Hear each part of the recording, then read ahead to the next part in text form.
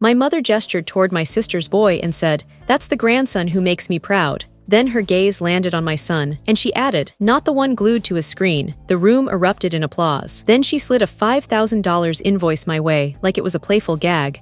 I stared at her, pulse steady as ever. Moments later, their festive bubble burst. I'm Chris, 35, a systems engineer, the elder child who somehow became the unseen one. I mend things for a living, and if you ask my family for sport too, cars, networks, finances, bonds I didn't fracture. I've got a son, Max, 12, who's into robotics and sure his phone. I'm divorced but amicable, which is my personal best for healthy resolutions. In my family, it's basic arithmetic. My younger sister, Anna, is the star. She's magnetic. People cheer when she walks in. When I walk in, they hand me something to haul. Mom calls me dependable. It's not praise. It's a role I was assigned. I grew up in a home where you earn your seat by fixing someone else's mess. Dad creates the mess. Mom labels it legacy. Anna makes it a spectacle. I show up with a toolbox and a credit card. So when Mom summoned me to Grandma's 80th, fancy venue, smooth jazz, 100 folks who know me as Anna's brother, I went. Because that's what dependable sons do. I pressed a shirt. I told Max, "You don't have to chat with anyone you don't feel like." He nodded, eyes on his phone, but packed his robot kit anyway, just in case it's dull. The venue was buzzing when we arrived. Crisp linens, odd two-eyed statues for no clear reason. A photo display with metallic balloons spelling family like a challenge. "Chris," Mom said, brushing air kisses near my cheeks. "You look solid." "Hey, Mom." She gripped Max's shoulders. "There's my little guy. Don't stay buried in that screen, all right? Show some spark." Max said, "Sure," and slipped his phone into his pocket.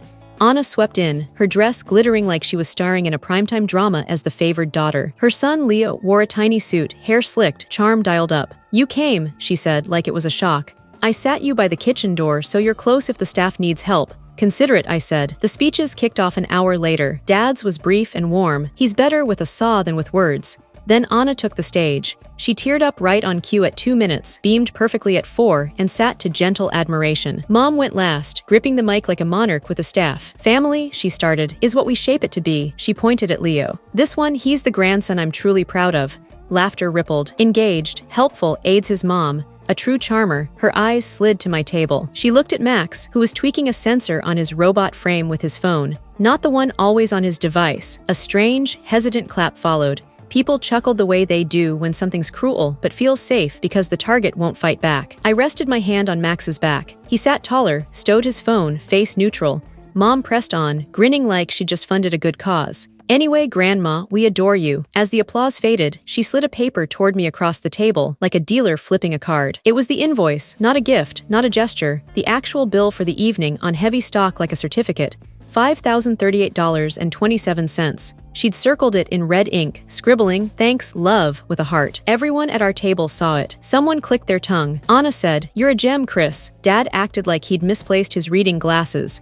I stared at the figure. My pulse stayed even, like when I'm tracing a fault in a system, waiting for the tiny signal that shows me where the break is. Mom lifted her glass. "To family." I raised mine too. Water, no ice. Minutes later, their party fell apart, but not yet. First, the room had to settle. First, the band had to strike up the next tune. If you ask my mother what support means, she'll say it's what Chris does. It started early. I was the kid holding the lamp while Dad tinkered with the pipes. Then I learned to fix the pipes. Then everyone forgot Dad ever held a wrench. When I landed my first engineering gig, Mom said, "So, like tech support, close enough." A week in, she called because the router felt off. I drove over at 11 p.m., swapped a fried adapter, and left. That set the pattern. Chris will drive. Chris will cover it. Chris will apologize for the rain. By 27, I'd bylaid Anna out of 3 short-term cash crunches. $600 for a parking ticket, $1,200 until a client paid her late, $2,800 when her landlord didn't buy visibility as payment. Each time, she swore she'd repay me. Each time, I said, "Forget it," because keeping a tally in my family makes you the bad guy. When Max was born, I was 23. You'd think fatherhood turns your parents into grandparents. Not in my house. They became judges with accessories. "What a tiny crib," Mom said at the hospital. "Is his face supposed to look like that?" Dad asked, eyeing my son's wrinkled newborn scowl. They cared for Max, I suppose, but their care had conditions. If he was calm, they'd say, "Good kid." If he fidgeted or shied away at loud gatherings, they'd sigh like he'd personally betrayed them. When Anna had Leo 2 years later, it was like the heavens opened and a choir sang. "Finally," Mom said in the kitchen while I scrubbed plates at Leo's welcome party, "a baby who loves to be held. Some hurts you learn to overlook until they're poked." They seem fine, they're not. I cleared my student debt early by living lean. Used furniture, no far-flung trips. Rice and beans like we were married to them. Meanwhile, I replaced Mom's fridge because it sounded cranky, Dad's van tires because treads are treads, and Anna's phone screen twice because cases are tacky. The year Max turned 9, Mom asked if I could fund Leo's summer program. She emailed a pamphlet, $1,950. It's pocket change for you, she texted. I agreed and shuffled my budget. Max and I scrapped our out-of-town science museum trip. I told him we'd go later. He nodded and asked if we could assemble the trebuchet kit instead. We did, in the living room, and it was great. But there's a way a kid looks at a plan that never happens. You start to notice it. It wasn't just cash, it was time. You're handy with tools, right? Dad would say, and I'd end up under a porch, yanking out warped planks while he raved about a neighbor's new yacht. Or Mom would call. I volunteered us for the school fundraiser setup. Can you be there at 5 m? Us meant me. Anna had tailies like storm clouds. If she needed something, her life's forecast turned grim right on time. My car's acting weird, she'd say, and I'd hear it, and the weird was her bank balance. Sometimes I'd try to talk fairness. I can't do it all, I said once, quietly, at a family dinner. Mom leaned back like I'd burned an heirloom. No one's asking for everything, Christopher. We're asking you to be a son. Anna needs help. Anna set her glass down. I didn't ask, by the way, you just offered. Don't paint me as the villain. Dad cleared his throat. Money's fleeting, family's forever, right? I said and passed the bread. It was simpler to serve than to set limits. Then came last spring. Max had a robotics contest. He'd been tweaking his bot for months. He called it oak because the frame was wood. And he's got a subtle wit I act like I don't adore because it makes him shy. The contest was the same day as Leo's dance recital. Mom called the night before. We're all going to the recital naturally, she said. It'd mean a lot if you showed up for at least the first part. Anna's counting on you. Max's event is at 10:30, I said. Can't they reschedule him? That's not how contests work. She sighed like I was being stubborn for fun. He's always on that phone, Christopher. Does he even care? He cares about plenty, I said. We went to the robotics contest. Max placed third and smiled with his eyes more than his lips, which is how he smiles when it's real. Mom texted at 1 p.m, you missed it. Leo was phenomenal. The mayor's sister wept. When we saw her later that week, she hugged Leo like she'd sculpted him and patted Max's head like he was a stray she'd fed. The demands kept growing. A casting on Anna's new lease because landlords love solid co-applicants. A hint that I funnel my bonus into a family getaway so we could bond at a coastal resort. A grim chat about adding Mom's name to my savings for urgent needs. Whose needs? I asked. Family needs, she said, like it was self-evident. Then Grandma's Bash was announced. Mom sent a group text with a venue link and an attached budget. She didn't list costs. She didn't need to. A week later, caterers locked in. Chris, you'll settle the bill. The price tag didn't surface until that heavy paper crossed the table. You might wonder why I never refused. Here's the deal. When you're the fixer, you get good at mental math. What's the cost of an argument versus a tire? What's the price of a tense room for Max versus saying, don't talk about my son like that? Somewhere along the line, I decided I could handle small wounds. I forgot small wounds stack up. The night before Grandma's party, I checked my accounts. I could cover $50,38.27, but it'd mean pushing Max's summer tech camp to next year and another round of explaining why his plans wait when others want theirs now. I closed the app and sat with the quiet kind of anger engineers know. The kind where you see the system's wired wrong but you're too drained to rewire it. Max walked in, holding 2 motors. Dad, can I bring the small kit? I won't mess with it, I just want to show Leo. Sure, I said, go for it. He nodded and packed. The next day, in that venue with clinking flutes and hired blooms, Mom pushed the invoice toward me like a jest she knew I'd roll with. Everyone expected the usual trick. Make the issue vanish and call it devotion. Instead, I looked at the sum, and something tiny inside me locked into place, like a bolt clicking home. After Mom's toast, guests drifted to the dessert spread. The band eased into a mellow tune. Dad was chatting with an uncle about boats. Anna was posing Leo for photos that looked candid but weren't. Max sat with his hands folded, eyes on the robot case under his seat. Mom leaned in, tapping the invoice with her red nail. Oh, and there's a late fee if it's not settled tonight. The manager said you can leave your card, and they'll handle it. I slid the paper back to her precise, like aligning a chip on a board. I'm not covering this, she laughed, sharp and startled. Hilarious. I'm not covering it, I said again, in the tone I use when I tell a new hire. We don't push code on Fridays. Her smile faltered. Christopher, don't cause a fuss. I'm not. My voice stayed low. I didn't agree to this. I wasn't consulted, and I'm not paying. Anna glided over, sniffing out tension like a hawk senses prey. What's the problem? He says he won't pay, Mom said, like she was telling a server they forgot a spoon. Anna blinked. Come on, Chris, it's Grandma, we all chipped in. How much did you chip in? I asked. Her mouth opened, then shut. I did the planning. Dad ambled over, brows up like he'd caught a whiff of something new. All good here. Chris is having a moment, Mom said. He'll sort it out. I stood, not grandly, just to my full height. I'm not sorting it. I'm giving it back to the people who made it. Watch your tone, Dad said on reflex. Max touched my arm. Dad, I covered his hand with mine. It's fine. Anna folded her arms. You always pull this, acting like you're too good for us. Pull what? Like you're better, she said. We're family, we share. You share my bank account, I said, and my time and my patience, and my kids' weekends. Mom's lips tightened. Don't drag Max into this. You dragged him into it when you mocked him from a stage, I said, still even. You dragged him into it when you taught him applause trumps kindness. A guest nearby pretended not to eavesdrop so hard they nearly tipped into the pastries. Mom shifted gears. Sweetheart, if money's tight, just say so. We can figure out a plan. You can pay it off over time. No one's judging. I'm not tight, I said. I'm done. Dad's voice dropped. Don't speak to your mother like that. This isn't about tone, I said. This isn't about spite. This is about drawing a line. Mom blinked. A line? On what? Your family? On the role you gave me without asking, I said. On being the walking ATM. On being the budget for parties you call love. Anna snorted. You make it all about cash. You made it about cash when you handed me a bill like a party favor. No one spoke for a moment. Mom recovered first. She flipped the invoice like a new angle would change the math. If you don't pay, we'll look foolish. Think of Grandma. I am thinking of Grandma, I said. I'm also thinking of Max. I'm thinking of the times you skipped him for photos because his smile wasn't bright enough. I'm thinking of letting you teach him what love costs.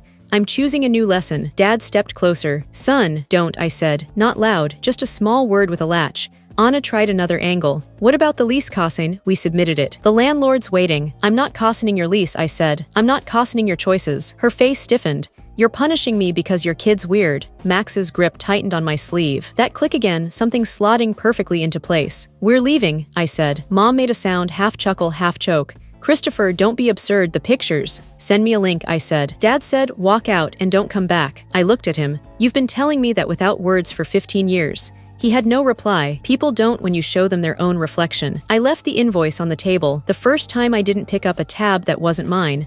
I picked up Max's robot case instead. As we left, the band changed tunes. Someone whooped at the free bar. Mom called my name once, sharp, then softer like a hook being tugged back. Chris, sweetheart, don't do this. I turned. Do what? Cold, she said. Calculating. I nearly laughed. I learned it from you. Then I walked my son out of a room that clapped for the wrong reasons. We drove in quiet for a bit. Max stared out the window, then at his robot case, then at me. Am I in trouble? No, I said. You're not in trouble. Because of the phone. You can have your phone, I said. I'll tell you if I need your focus. That's the deal. He nodded, shoulders easing.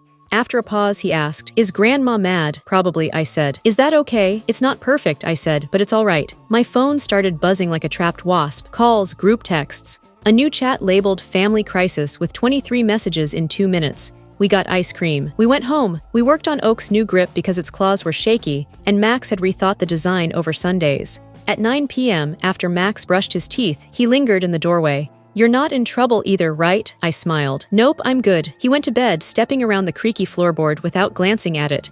By 9:30, my phone was a storm. 12 missed calls, then 29, then 41, a text from Dad. You owe Grandma an apology and us $38.27. A text from Mom. I can't believe you'd shame our family like this. We raised you better. A text from Anna. Transfer the money by morning, or I'm calling the landlord. I muted the chat. The silence felt sacred. Sunday morning, I made waffles. Max poured batter like he was wiring a circuit, precise and focused. Midway through breakfast, the doorbell rang. I let it ring. It rang again, then knocking, then Dad's voice through the door. I know you're home. Max looked at me. We're not answering, I said, calm. We're not a credit union. Dad left a letter. When they were gone, I opened it. Invoice. Family event costs, typed in Word with stock graphics. Line items like a prank. Decor, $632.50. Cake, $410. Emotional harm to Mom, $1,000. Leo's dance classes, for some reason, $240. Total, $5038.27. Do now, I laughed, not a joyful laugh. The laugh you give when a device sparks and blames the operator. I scanned the letter into a folder named Records. Then I opened my banking apps. I revoked Mom's view-only access I'd granted years ago to keep an eye on things. I moved my main checking to a new account and updated auto-pays. I called HR and switched my emergency contact from Mom to my coworker Nate, who asks what you need in a crisis, not what you owe. The calls kept coming. Mom left 3 voicemails, sobbing so hard it sounded like choking. You don't do this to family. Grandma couldn't even cut her cake. Anna's the only one who shows up when it counts. I drafted a message in my notes app, revised it, erased it, wrote it again. Finally, I texted the family chat. Moving forward, I won't cover your expenses. I won't cosign leases or loans. I won't fix events I didn't sign up for. If you insult my son, we're done talking. If you show up unannounced, I won't open the door. I love Grandma. I'll see her separately. If you want a relationship with me, it'll be without financial strings or disrespect to my son. If you don't, I'm okay with that. I set my phone face down and made another waffle shaped like a robot head. It was awful. Max loved it. By noon, the rumor mill spun. A cousin posted a cryptic social media update about selfish folks who ditch elders. An aunt texted me privately. I don't know what went down, but your mom's crushed. I replied, I'm not discussing this. I'm shielding my kid. She sent a thumbs up then, minutes later, a screenshot of my message to Mom. Mom had forwarded it with, see how heartless he's turned. I blocked my aunt, a first, like pulling a thorn I'd ignored forever. Monday, I went to work, coded, reviewed a spec, ate a taco at my desk. At 3 p.m., Mom called my work line. Nobody has that number except HR and suppliers. She must have had Dad drop off pastries at the front desk. He's persuasive when he tries. The receptionist put her through. Christopher, do you feel important? Do you feel strong? I'm in a meeting, I said, though I wasn't, but would be if I stayed on the line.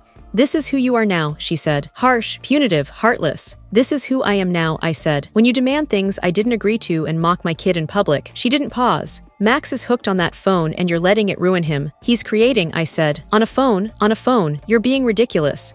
I'm hanging up, I said. She flipped to tears so fast I felt dizzy. I just wanted one night to shine. You stole it. You stole my son's respect, I said. I returned a bill. I hung up. I sat at my desk and tackled a bug report about a glitch quietly tanking our stats for weeks. I fixed the glitch. I couldn't fix my parents. That night, Anna sent a payment request. $38.27. Note, what you owe family. I rejected it. She sent it again with a rude emoji. I rejected it. She sent $1,000 requests labeled Mom's Counseling. I rejected them. Wednesday, Grandma called. My grandmother's the only one in that family who ever saw me as Chris, not Chris the utility. Hey hun, she said. Heard there was a commotion. I'm sorry your party got messy, I said. I've seen messier, she said. In '74, your granddad tried to grill ribs in the shed. I laughed. You okay? I think so, I said. I set a boundary. About time, she said. Your mom'll survive. She's been dramatic since '89. Tell Max I want to see his robot. Saturday, Max and I took Oak to Grandma's place. She cheered when it lifted a cherry and moved it an inch. She told Max he had a sharp brain. She told me I had a strong backbone. As we left, she squeezed my arm and said, don't pay for people to respect your line, make them. The next week, an envelope arrived, a real invoice. This time on letterhead from a collections agency I knew was Dad's friend's side hustle. Account, family event. Amount due, $38.27. I called the number and said, this is Chris. If you keep contacting me about a debt I don't owe, I'll report you. He chuckled awkwardly and said it was a mix-up. The letters stopped, the calls didn't. Mom cycled through strategies like a playlist. Guilt song, anger song, denial track, memory lane remix. I stopped tuning in. I only replied to texts from Grandma about visiting her. Everything else was static, like a fan you learn to ignore. I built new habits that seem minor unless you've never had them. Wednesday nights were for Max and me. Pizza trials, cheesy documentaries, tinkering. Saturday mornings, we set up a folding table in the park and showed off Oak to curious kids. Max explained in his quiet teacher voice, this is the motor, this is a sensor, it's friendly. He glowed when kids asked questions. No one clapped. No one had to. 2 weeks later, Dad texted, you're dead to me. 3 days later, he texted, can you check the AC? It's humming. I typed and scrapped 5 replies then sent. Number good luck finding someone, he replied, ungrateful. I set my phone down and showed Max how to solder a joint without scorching the board. Saying no feels like you're bracing for a blast, and sometimes you get one. But the bigger thing, the thing no one tells you, is the quiet that comes after. It's vast and loud, and at first, it's like you're alone in a temple after the crowd's gone. Then one day, it feels like home. I saw Mom 3 months later outside Grandma's place. She held flowers like a ceasefire flag. Christopher, she said, done punishing us. I'm not punishing you, I said, I'm guarding us. She glanced at Max by the car. He's still stuck to that phone. He's creating, I said. If you treat him like a flaw, you won't see him at all, she sighed. Your dad's wounded. He can hire a mechanic, I said. She gave a short, bitter laugh. You've turned cold. You taught me, I said. She looked away, then murmured, Grandma's upstairs. We went up, showed Grandma the robot, and left. At the door, Mom said, how do we mend this? You stop asking for what I don't give, I said. And I'll pick up when you call to talk, she nodded. Fair. That night, Max asked, do adults always argue? Only the ones who think love's a contest, I said. Weeks later, the family chat was silent. Anna posted Leo's trophy. I sent one emoji. That was enough. I'm still their son, just not their wallet. I won't bankroll disrespect or confuse silence for harmony. This isn't vengeance. It's resolution. My name is Chris. I build things that function. Now, that includes my life.